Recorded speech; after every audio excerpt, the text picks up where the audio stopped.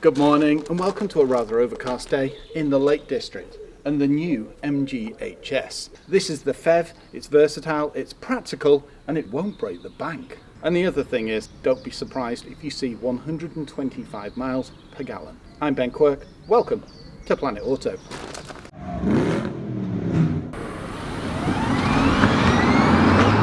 The MG HS first appeared back in 2019 and it's the biggest SUV in their range. It used to go GS, now it goes ZS and HS. You can either go for an ICE engine or you can go for PHEV. There is no fully electric. Whether we'll ever see one remains to be seen. Especially now they've released the new MG3, which is hybrid. It's good to see that they're actually using both systems. Not everybody wants to go full electric. If you're not ready to go full EV, then you at least get a taste of pure electric miles, as well as a petrol engine to back up any of that range anxiety. Now, if you're after a family SUV, to be honest, there's not many that will beat it on price. This retails in an SE trim for around $31,000. Go for ours in Trophy in dynamic red and you're looking at over $34,000. But it's still not a lot of money when you consider what you get. For example, MG Pilot, LED lights, sport seats, power tailgate, an economy that, well, yesterday, even with my, shall we say, spirited driving, I was seeing over 70 miles per gallon. Now, when I slowed down to 30 miles an hour and started plodding through villages, it was closer to 120 miles per gallon. Yeah, that's pretty good, especially for the size of the vehicle, because it will house your family absolutely no problem. Great space front and back, and the boot's not so bad either. And if you fancy a nice one, well, they start at around 23,000. I think we drove one around 3 years ago and it was great fun. But the PHEV, in my opinion, that's where it's at. You've also got BIK to consider, so you'll get great rates across the board. Now, I've just uploaded a couple of videos on TikTok. That's a point. If you're on TikTok, check out Planet Auto. For some reason, they think these are for short journeys only. Even though we've got comments saying, no, actually I go on road trips. And to prove it, I think it's around 3 years ago, we took one of these with the PHEV powertrain all the way down south, and it was to around Southampton. And by the end of the journey, we'd done a 500-mile road trip, and the worst economy we saw was around 50 miles per gallon, but that was me on a motorway. I like to accelerate hard, which is never good for economy, but you do have a lot of fun. Anyway, perfect for road trips. Now with the PHEV, under the bonnet you've got the 1.5 turbocharged 4-cylinder, but you also have an electric motor and a battery, and that gives you pure electric range of around 32 miles. When you're charging, you're talking just under 5 hours on a Type 2, which is around 7 kilowatts. Now where a PHEV comes into its own is the fact that you have your pure electric range, which is perfect for, say, around 30 miles return. That way you only use the electric. But the other route is, if you choose to use the hybrid system with the petrol engine, then it'll increase your economy from, say, 38 miles per gallon up to well over 100, dependent on how you drive. And to be honest, that's how I drive one of these. I don't use the EV mode, because 9 times out of 10, if you're going slow, it'll drop into EV anyway. So the best of both worlds. I did around 16 miles yesterday, used, I think it was around 10 miles of electric range, but was still returning 70 miles per gallon with the way I drive. And at the higher end, it was closer to 125. And at one point, I even got it to 350 mpg.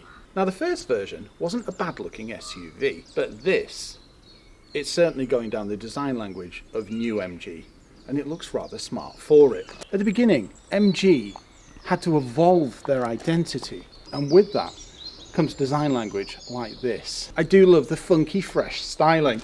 I mean, just look at the mouth and the way that your eye goes to the MG badge. The shaping round here, the sculpture. I do love the spin on an original grille style. The combination of colours, satin finishes, dynamic red and the black gloss. It really culminates into a sporty looking SUV. On top of that, you've got parking sensors and a front camera, which is part of the 360 system. The fusion of design and functionality, love it. I mean, the way it slopes around the LED lights. They're automatic, you've got high beam assist, and you get MG Pilot. Everything from detection systems, through to mitigation, through to emergency braking, C-pillar watching, you name it. It's a damn good system.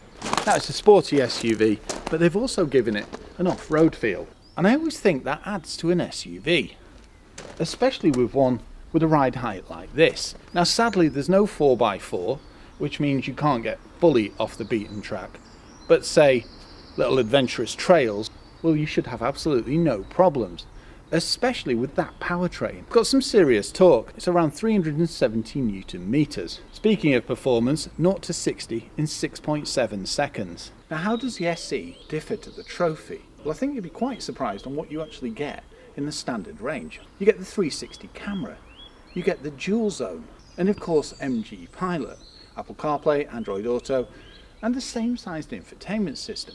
Now if you go for the Trophy, you get sports seats, you get a power tailgate, and there's a couple of other things. 18-inch diamond cut wheels, and I do like the way that you've got a mid-range profile tyre.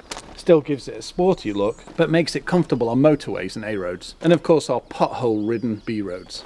I almost forgot, you've got doors that cover the sills. I love the addition of chrome. Yes, you can over-chrome a vehicle, but with this I think it's the correct balance. With the satin roof rails and that shark fin, it's a rather handsome SUV. These are power folding and they're also heated. And blind spot detection. If you like this type of video, why not subscribe to the channel? You just hit the button on the right hand side. It's free and you'll get an alert every time we upload. Also, if you do like the video, why not give it a like? It all helps and it means we can get more cars. Thank you. Let's take a look inside. Keyless entry, love it. And a chrome door handle. The door opens nice and wide, and this is a decent opening. Soft touches. I do love the styling on the door card, and a padded armrest. It is well put together.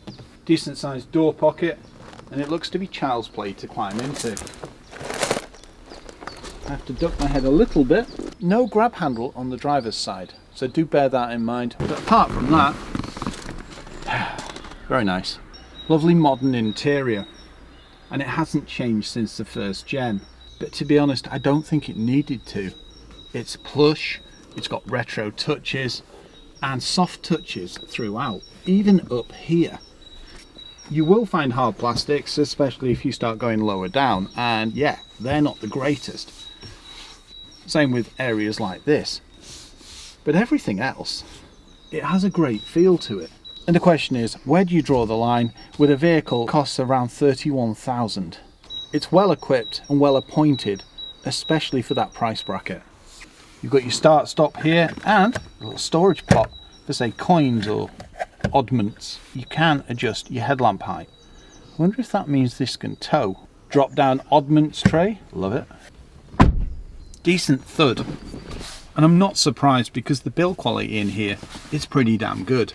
I mean, I can literally rock the car. The thing is, I'm not surprised with how MG have evolved over the last few years. I really do like this big chunky centre console and the fact that you've got proper buttons. And the shift is nice and straightforward to use too.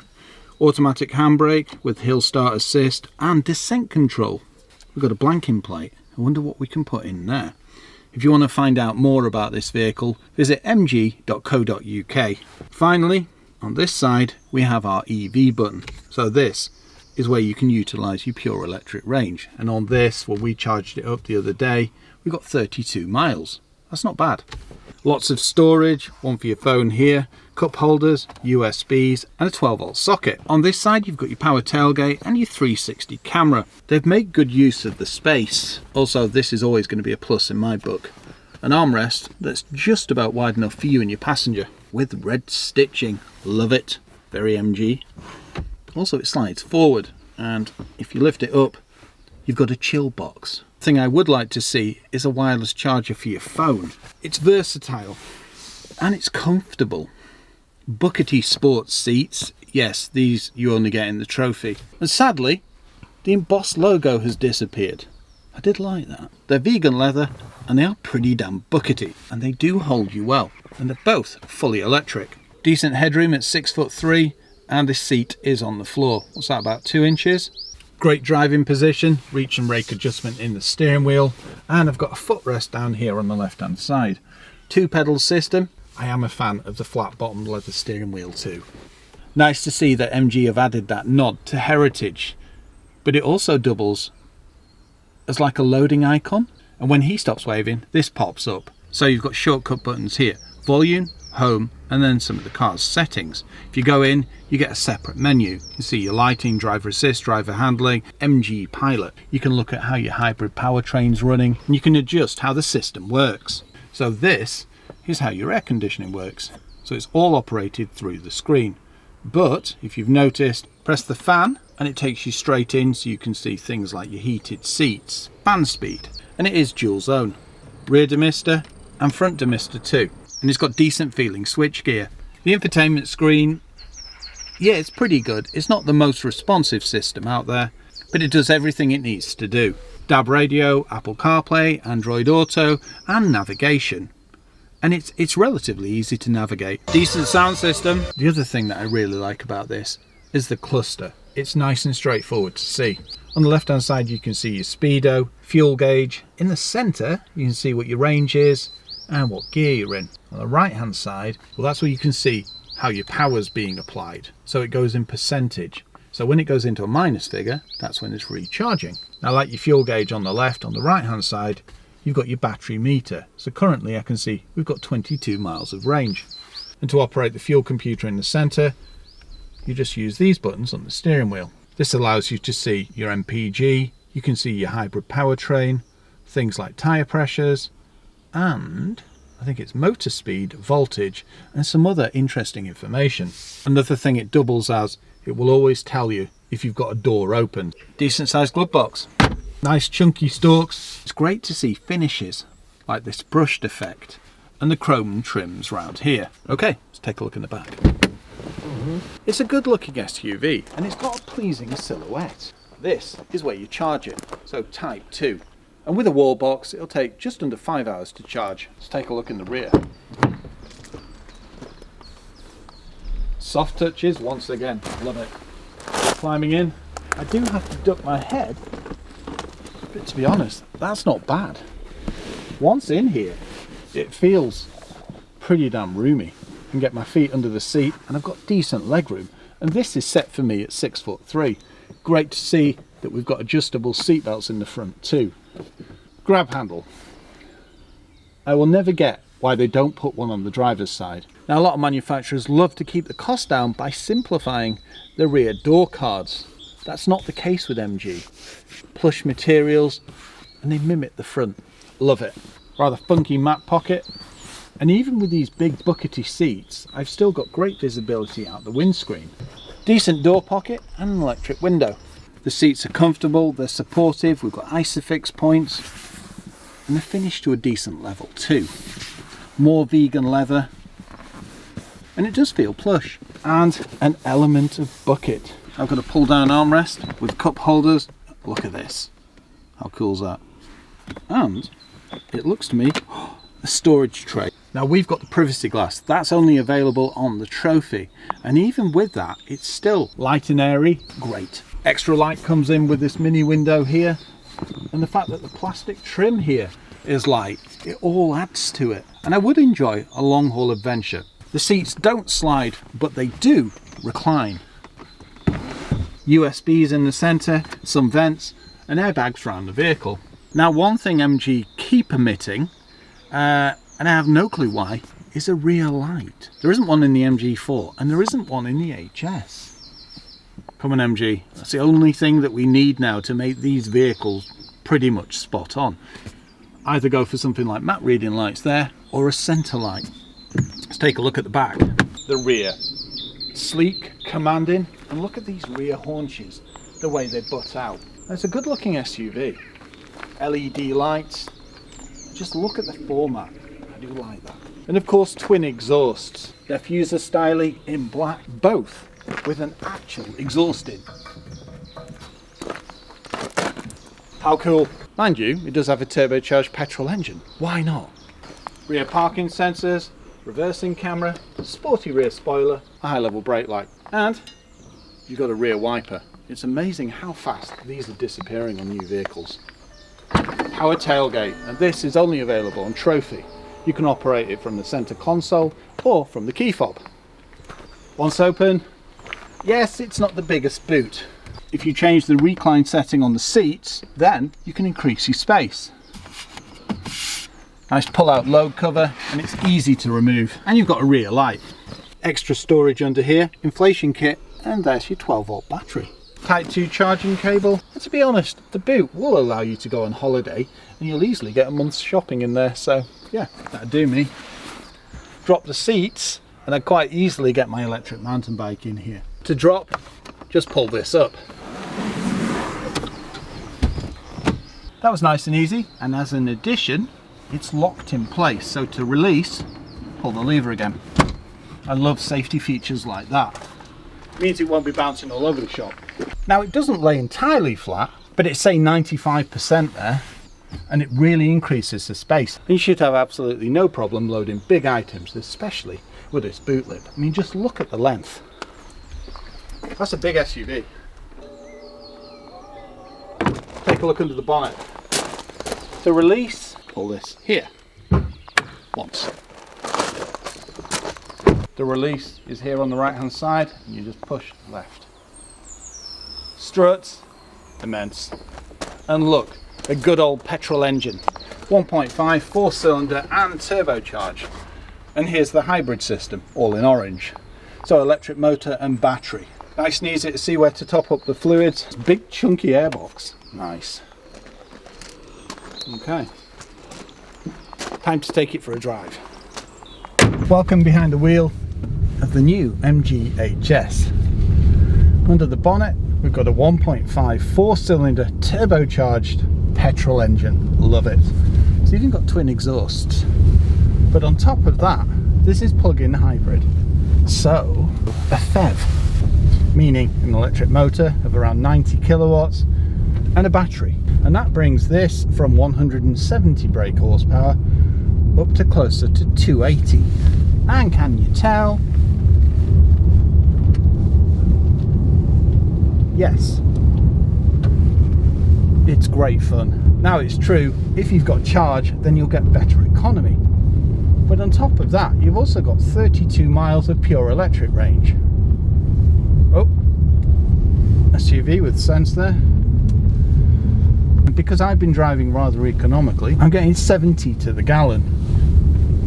Now realistically, if I was plodding around the villages around here, say 30 to 35 miles an hour, it wouldn't surprise me if I could maintain 100 to 125 miles per gallon. Puts the power down progressively.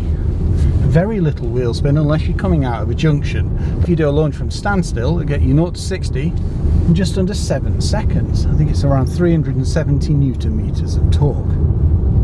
Top speed 118 miles an hour, so you're sorted for the Autobahn too, because that's it. Hybrids and electrics typically now just over 100 miles an hour. It's nice and refined in the cabin. Little bit of road noise, but that's primarily down to the state of our roads. Now the one thing I have noticed is, and I don't quite know why they do this, but the driver's seat has got height adjustment and the passenger hasn't. So when I sit on that side, I'm towering towards the roof. So it'd be nice to see in subsequent models where they have an adjustment for height on the passenger side. But that is scraping the bottom of the barrel. All in all, this is a good SUV. Comfortable suspension, and it gobbles up bumps like nobody's business. The other thing is, if you do choose to go on a spirited jaunt, because of the weight of the hybrid system, it sticks to the road like glue. And that says something for the size and dimensions of this. It may not be the biggest SUV in the world, but it's a fair bit bigger than, say, ZS. But it still handles and drives very well. And even when you put your foot down, the power's just there. That's the benefit of having a turbocharger and an electric motor. Cornering, yeah, there is a little bit of body roll, but it's a big SUV and it's pretty weighty, so that comes with the territory, as it were. Steering, nice and weighty, great feedback, and if you've noticed, it's rather responsive. All in all, it's a good setup. The suspension, the power, and all the tech. Speaking of tech, MG Pilot. Mitigation systems, detection systems, you name it. And if you start going into the infotainment screen, you can actually turn elements off. Not that you really need to, because if you've noticed, it doesn't nag you, even on these roads with no markings. Periodically, you'll feel a buzz through the steering wheel, but apart from that, no, it's pretty non-invasive. Which says a lot for today's vehicles. A lot of them, their ADAS systems are, shall we say, overzealous. But this, no, it's just a comfortable, rather say sporty SUV. Comfortable, pliable, that also has a dark side with 280 brake horsepower. The brakes, discs all round, front being vented, which means it can stop as well as it goes. So what I'm going to do is take it out of EV mode now, and then that will give us the power of the engine again. And it is a damn sight quicker when you involve the engine. Because it's hybrid, yes, you will get almost that scream if you floor it, because most of the power is being put down through the motor, so you hear the engine go, but it does dial back pretty quickly. And it can go, but even on a spirited drive, it does handle well. Now, the benefits of having a hybrid powertrain is not just the EV mode, but when you back off from accelerating, start coasting, it'll put power back into your battery. So you can essentially charge your battery, not to the level that you could by plugging it in, but in the words of a certain supermarket, every little helps. If you're looking for a family SUV, which is a plug-in, which means you get the benefits of BIK as well, I'd add it to my list. Especially when they start at 31,000 and the trophy for ours, including dynamic red, is just over 34. And everything you get for that money, it's well spec'd, and just watch how well it climbs hills.